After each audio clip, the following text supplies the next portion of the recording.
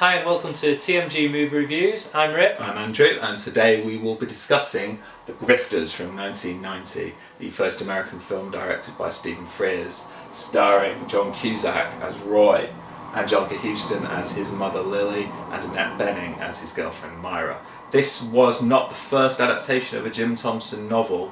Prior to that, there'd been a version of The Getaway from 1972 directed by Sam Peckinpah, which has also been remade in 1994 with Alec Baldwin and Kim Basinger. Recently you might have heard of The Killer Inside Me, directed by Michael Winterbottom with Casey Affleck. That's another Thompson adaptation, and this, for my money, is the best adaptation of any Jim Thompson novel. The novel is definitely worth checking out, it's absolutely brilliant. The story is, for those of you who aren't familiar, a grifter is a confidence trickster. Now there have been a number of films about confidence tricksters. For example, The Sting, most recently there was Focus. There's also a really good film, have you seen Matchstick Man? Yeah. Yeah, there's Matchstick Man with Nicolas Cage. And those films generally are about a larger con. They're a con where you involve lots of people, it's for lots of money. What Roy, our protagonist, does is short cons. In fact, in the first time we see Roy in the film, he's in a bar and he orders a beer and he shows the barman a $20 bill, but flicks the bills around and gives him a $10 bill. The idea is the barman will not see that the denomination has changed, and so the barman will give Roy a change of the $20 bill, gives him $18 change as opposed to $8 change. So it's small cons like this, cons that only involve one person.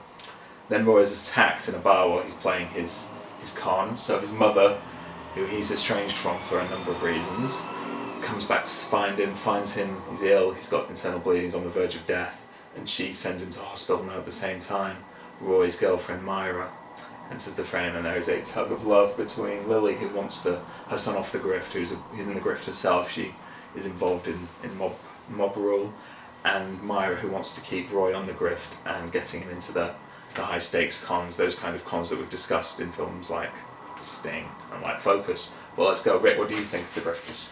Yeah, one of the things I did really like about it was that you've got the sort of three different types of con artists, and it sort of shows how they sort of play out. Like you've got Roy, who's a small-time con artist who probably doesn't earn too much, but like you said, sort of collects little bits.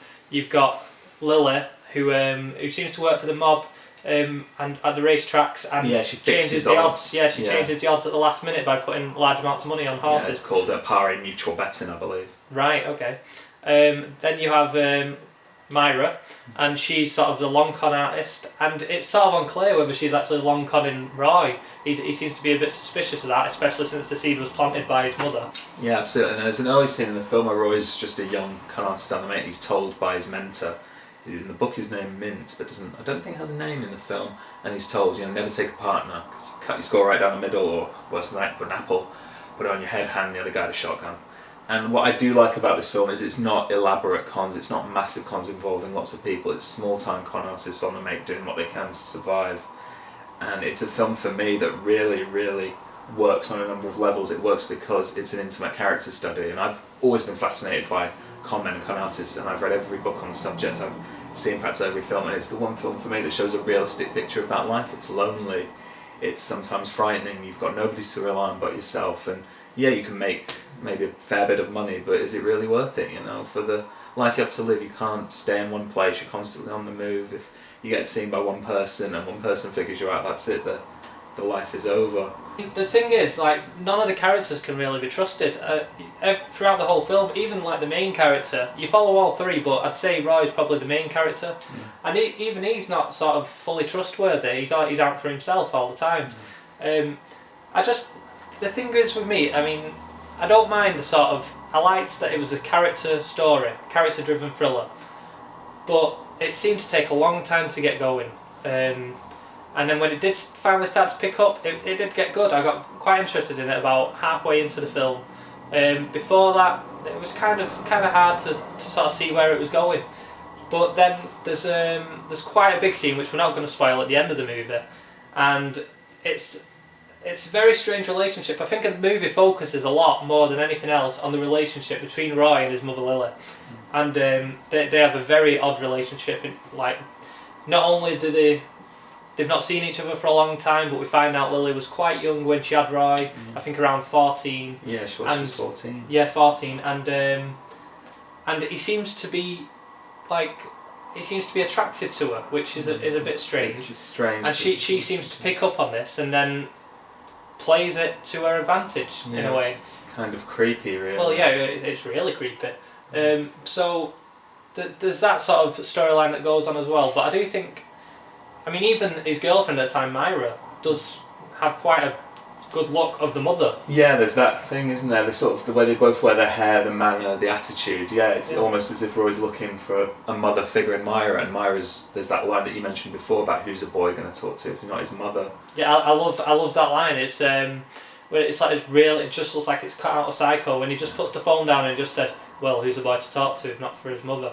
And I just thought it could be Norman Bates saying that. It just sounds like it would be. Yeah, it's a very creepy throughout, and the performances are spot on. Annette Bening, especially, who's not in the scene here, but I mean, before she did this, she'd done a play that I think she won like a theatre Oscar for, called, I think it's called Coastal Disturbances. She'd done a film called The Great. Have you seen The Great Outdoors with John Candy?